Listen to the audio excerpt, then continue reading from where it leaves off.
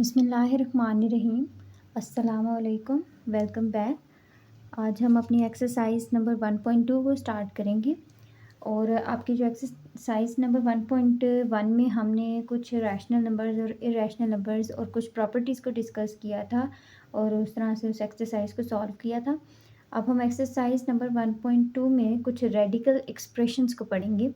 तो उस एक्सरसाइज को सॉल्व करने के लिए कुछ रेडिकल आपको पता होना चाहिए कि रेडिकल होता क्या है, फिर रेडिकल एक्सप्रेशन क्या होता है और कुछ लॉज हैं रेडिकल एक्सप्रेशन के।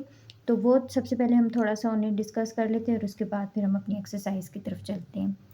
तो सबसे पहले रेडिकल क्या होता है, ये जो हमारे पास स्क्वायर रूट होता है, ठीक है, this is called a radical. ठीक है, अब जाहिर है इस स्क्वायर रूट में कोई ना कोई वैल्यू भी आएगी। ठीक है, तो इस वो जब वैल्यू आ जाएगी तो ये पूरा क्या बन जाएगा, रेडिकल एक्सप्रेशन बन जाएगा। फॉर एग्जांपल वैल्यू कोई भी पावर हो सकती है अंडर रूट की। ठीक है, ठीक है, और इस पावर को 1/n की फॉर्म में भी लिख सकते हैं।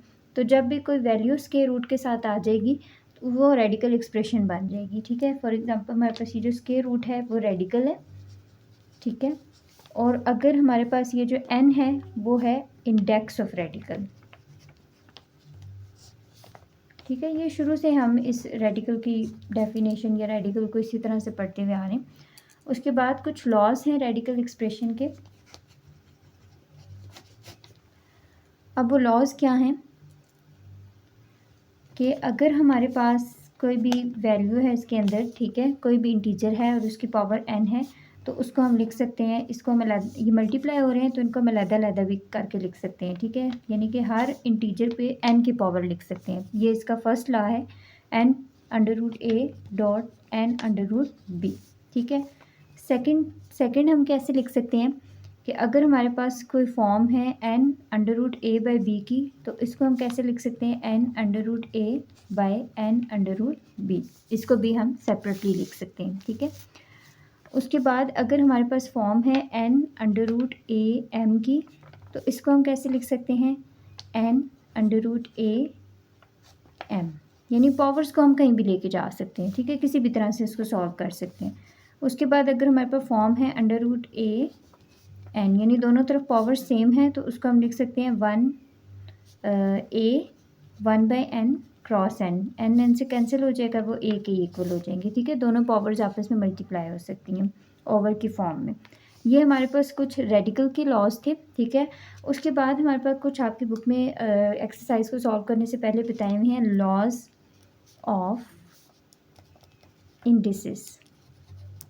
ठीक है, तो लॉज ऑफ इंडिसेस क्या हैं कि अगर हमारे पास a की पावर m है और a की पावर n है, तो उसको हम लिख सकते हैं a की पावर m प्लस n। यानी कि अगर दोनों बेस सेम है तो पावर्स ऐड हो सकती हैं। अगर हमारे पास बेस पे m की पावर है और आगे n है, तो दोनों पावर्स, बेस अगर एक है तो दोनों पावर्स मल्टीप्लाई हो सकती हैं। ठीक है, अगर हमारे पास a b है, उसकी पावर n है, तो उसको हम लिख सकते हैं a की पावर n b की पावर n। ठीक है, और अगर हमारे पास दोनों जो वैल्यूज़ हैं, जो बेसिस हैं, वो डिवाइड हो रही हैं और उनकी पावर सेम है, तो उसको हम लिख सकते हैं a की पावर n बाई b की पावर m।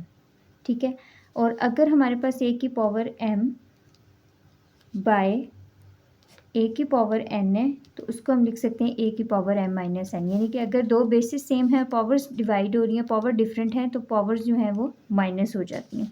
और अगर हमारे पास a की पावर 0 है, यानी बेस की पावर जो है वो 0 है, तो वो इक्वल होगी 1 के। यानी ये बेस कोई भी हो सकती है, 5 की पावर 0 है तो वो भी 1 है, 6 की पावर 0 है तो वो भी 1 है। ठीक है, तो ये हमारे पास कुछ लॉज थे जिनके तहत हमारे पास जो है वो एक्सरसाइज आपकी सॉल्व होगी। ठीक है, तो उसके बाद हम अब चलते हैं अपनी एक्सरसाइज की तरफ। ओके, अब हम अपनी एक्सरसाइज स्टार्ट करने लगे हैं। तो उसका जो फर्स्ट क्वेश्चन है वो आपने रैशनलाइज करना है डिनोमिनेटर का। डिनोमिनेटर क्या होता है आपके पास, ओवर के फॉर्म में, जो हमारे पास ओवर के नीचे ये जो होता है वो डिनोमिनेटर होता है, ऊपर न्यूमरेटर होता है। तो आपने इसको रैशनलाइज करना है। अब रैशनलाइज करने का क्या मतलब है कि हमने यहाँ पे अंडर रूट वाली कोई वैल्यू नहीं रखनी। जब अंडर रूट वाली वैल्यू ख़त्म हो जाएगी तो वो रैशनलाइज हो जाएगा। ठीक है, अब हम इसका जो सबसे बेस्ट तरीका है वो ये है कि हम इस जो नीचे वाला हमारे पास ये, इसको हमने रैशनलाइज करना है ना डिनोमिनेटर को, तो हम इसका कॉन्जुगेट ले लें। कॉन्जुगेट कैसे लेते हैं, 13 पाई 4 प्लस अंडर रूट 3 है ना, अगर मैंने इसका कॉन्जुगेट लेना है तो मैं क्या करूँगी, 4 minus under root 3 divided by 4 minus under root 3, इसको मल्टीप्लाई कर दूँगी इस पूरे स्टेटमेंट को 4 माइनस अंडर रूट 3, यानी इस 4 प्लस अंडर रूट 3 का कॉन्जुगेट क्या होगा कि इसका साइन चेंज हो जाएगा, ठीक है। तो इस पूरे स्टेटमेंट को हम इसके कॉन्जुगेट से मल्टीप्लाई कर देंगे। तो 4 प्लस अंडर रूट 3 का कॉन्जुगेट क्या है, 4 minus under root 3, 4 minus under root 3, ठीक है। अब हमने इसी का कॉन्जुगेट क्यों लिया, क्योंकि हमने इसी को तो रैशनलाइज करना है, तो इसी का कॉन्जुगेट लेके हम इस क्वेश्चन को सॉल्व करेंगे, ठीक है।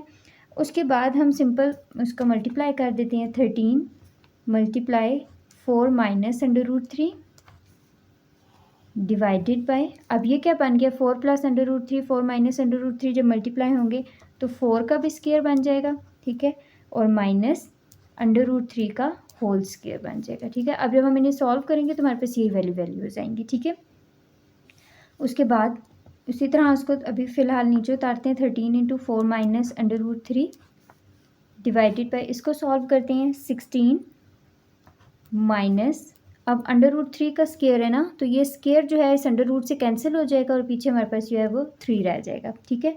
उसके बाद है 13 into 4 minus under root 3, 16 minus 3 is equals to 13, अब ये वाला 13 इस 13 से कैंसिल हो जाएगा। अब जो हमारे पास डिनोमिनेटर में बिल्कुल कोई वैल्यू नहीं रहेगी, तो ये रैशनलाइज हो गया, हमारे पास आंसर आ गया 4 माइनस अंडर रूट 3।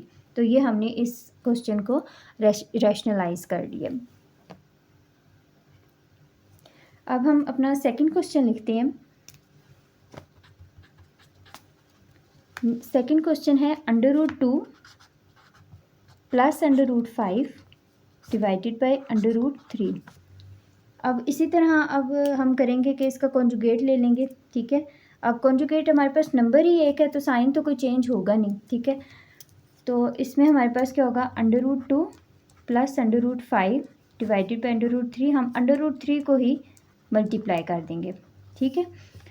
तो उसके बाद हम उसी तरह उनको मल्टीप्लाई कर लेते हैं, under root 3 cross under root 2 cross under root 5, और ये क्या बन जाएगा, अंडर रूट 3 का स्क्वायर बन जाएगा। तो ये स्क्वायर इस अंडर रूट से कैंसिल हो जाएगा, तो ये हमारे पास हो जाएगा अंडर रूट 3 अंडर रूट 2, ये प्लस था, ठीक है, plus under root 5 divided by 3। अब ये हमारे पास ये अंडर रूट में हमने रैशनलाइज डिनोमिनेटर को करना था, यानी कि हमने इसमें अंडर रूट इसका ख़त्म करना था। तो यहाँ पे हमने जब इसे सॉल्व किया, ये स्क्वायर रूट अंडर रूट से कैंसिल हो गया, इसका अंडर रूट कैंसिल हो गया, तो ये हमारे पास इसका आंसर बन गया, ठीक है। जब हमारे पास जैसे ही वो डिनोमिनेटर रैशनलाइज होगा वहाँ पर हमारा इसका आंसर बन जाएगा, ठीक है। अब हम चलते हैं अपना क्वेश्चन नंबर 1 के थर्ड पार्ट की तरफ। ओके, थर्ड पार्ट है हमारे पास under root 2 minus 1 by under root 5, उसी तरह से सॉल्व होगा जिस तरह हमने सेकंड पार्ट सॉल्व किया है। Under root 2 minus 1 by under root 5 cross under root 5 by under root 5, ठीक है, मल्टीप्लाई कर देते हैं, under root 5 cross under root 2 minus 1 divided by under root 5 का स्क्वायर। अब ये स्क्वायर इस अंडर रूट से कैंसिल हो जाएगा, 5 ही रह जाएगा, तो ये हमने इसको रैशनलाइज कर लिया, अंडर रूट 2 माइनस 1 बाई 5, ठीक है। तो ये हमारे पास थर्ड पार्ट भी सॉल्व हो गया। अब हम चलते हैं अपने फोर्थ पार्ट की तरफ। फोर्थ पार्ट है 6 minus 4 under root 2 divided by 6 plus 4 under root 2, उसी तरह से सॉल्व होगा।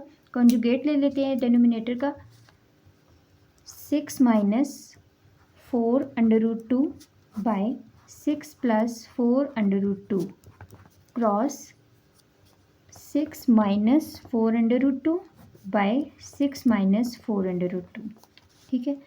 अब इनको होल स्क्वायर में कर लेते हैं, ठीक है, क्योंकि ये भी 6 माइनस 4 अंडर रूट 2 है, ये भी 6 माइनस 4 अंडर रूट 2 है, तो ये क्या बन जाएगा, 6 माइनस 4 अंडर रूट 2 का स्क्वायर। अच्छा, अब ये हमारे पास 6 प्लस 4 अंडर रूट 2 है और ये 6 माइनस 4 अंडर रूट 2 है, तो ये हमारे पास क्या बन जाएगा, 6 माइनस 4 अंडर रूट 2 का स्क्वायर, ठीक है।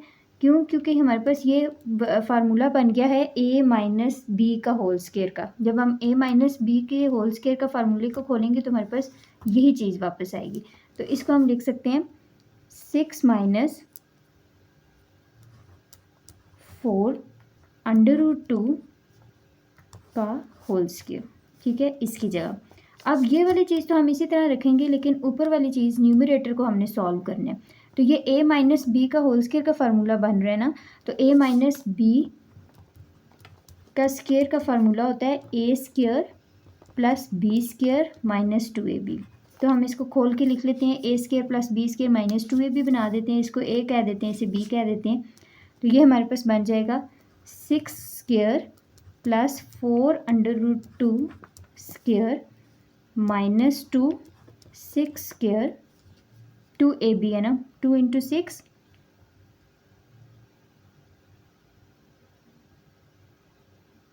ab। तो ये हमारे पास बन जाएगा 4 √2,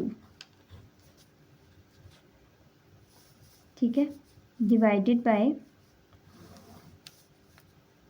अब इसको थोड़ा सा सॉल्व करेंगे, 6 माइनस 4 √2 का होल स्क्वायर, राइट। अब हम इस सबसे पहले इसको सॉल्व कर लेते हैं, ठीक है। 6 square plus 4 √2 square minus 2 into 6 4 √2 divided by, अब इसको सॉल्व करते हैं तो ये बन जाएगा 6 का स्क्वायर है ना, तो 36, ठीक है। और उसके बाद हमारे पास यहाँ 4 √2 का भी स्क्वायर है, तो 4 का स्क्वायर तो बन जाएगा हमारे पास 16, और यहाँ पे √2 का स्क्वायर होगा, तो ये जो स्क्वायर है ये इस √रूट को कैंसिल कर देगा और पीछे हमारे पास सिर्फ 2 रह जाएगा, ठीक है। अब हम इसको भी थोड़ा सा सॉल्व कर लेते हैं, ठीक है। 6 का स्क्वायर है तो ये हो जाएगा 36 प्लस, और ये इसी तरह 4 का स्क्वायर इज़ 16, और ये वाला स्क्वायर इस √रूट को कैंसिल कर देगा और पीछे हमारे पास 2 ही रह जाएगा, ठीक है। अब इसको भी थोड़ा सा सॉल्व कर लेते हैं, 2 इंटू 6 12, 12 इंटू 4 48, तो ये हो जाएगा 48 √2 डिवाइडेड बाय 36 माइनस 16 2 ज़ा 32, ठीक है। अब क्या होगा कि 36 प्लस 16 2 ज़ा 32 माइनस 48 √2 डिवाइडेड बाय 4। अब मेन काम हमारे पास हो गया कि हमने डिनोमिनेटर को रैशनलाइज करना था, ये हो चुका है, सिर्फ हमने ऊपर वाला अब न्यूमरेटर हम इसे सॉल्व कर रहे हैं, ठीक है। तो और इसमें और कुछ करने को नहीं है। अब यहाँ पे हमारे पास 36 प्लस 32 क्या हो जाएगा, 68 माइनस 48 √2 डिवाइडेड बाय 4, ठीक है। अब मैं इसको इधर कर लेती हूँ, 68 प्लस माइनस 48 √2 डिवाइडेड बाय 4 बन गया। अब यहाँ पे क्या करेंगे कि हम ना 4 को कॉमन ले सकते हैं, यहाँ पे ना 4 को कॉमन लेंगे तो ये हो जाएगा 17 माइनस 12 √2, ठीक है, divided by 4,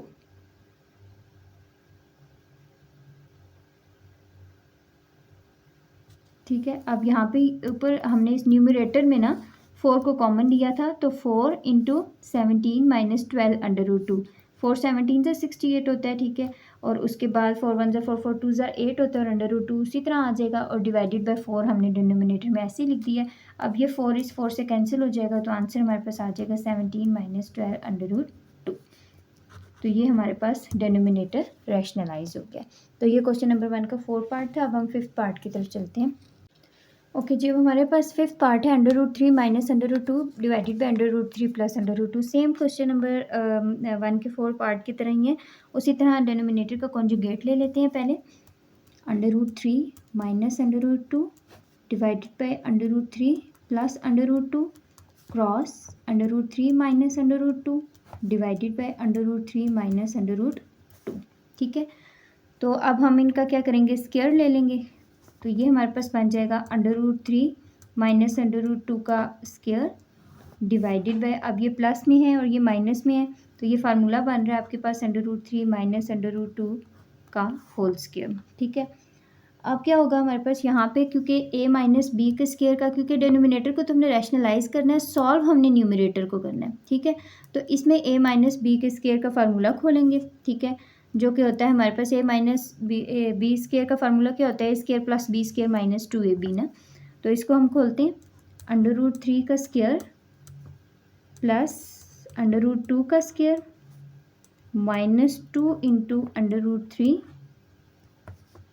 √2 divided by √3 minus √2 का स्केयर।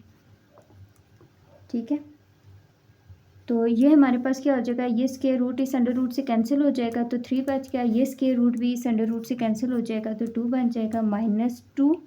ये वाले दोनों अंडर रूट के नीचे हम बेस को मल्टीप्लाई कर सकते हैं, 3 क्रॉस 2 6 आ जाएगा, डिवाइडेड बाय √3 माइनस √2 का स्केयर। ठीक है, अब ये हमारे पास क्या हो जाएगा,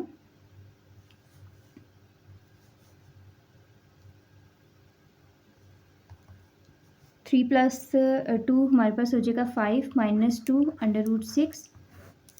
अब ये हम इसको लिख सकते हैं एक अंडर रूट में। ठीक है, तो ये हो जाएंगे हमारे पास 3 - 2 का स्केयर, एक अंडर रूट में लिखेंगे ना 3 - 2 का स्केयर, तो ये वाला स्केयर जो है वो इस अंडर रूट को कैंसिल कर देगा।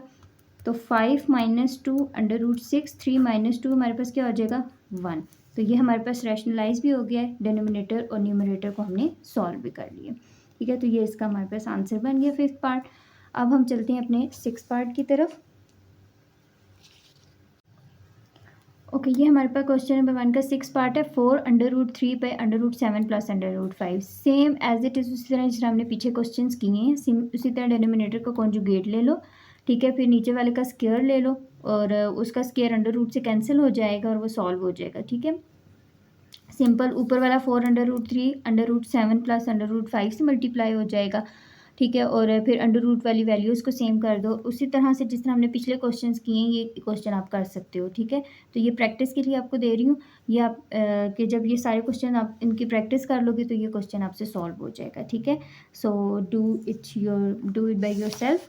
ठीक है, अब हम अपने क्वेश्चन नंबर 2 की एक्सरसाइज के क्वेश्चन नंबर 2 की तरफ चलते हैं। क्वेश्चन नंबर 1 के 6 पार्ट्स हमने कंप्लीट कर लिए हैं। ठीक है, अब हम अपने क्वेश्चन नंबर 2 की तरफ चलते हैं।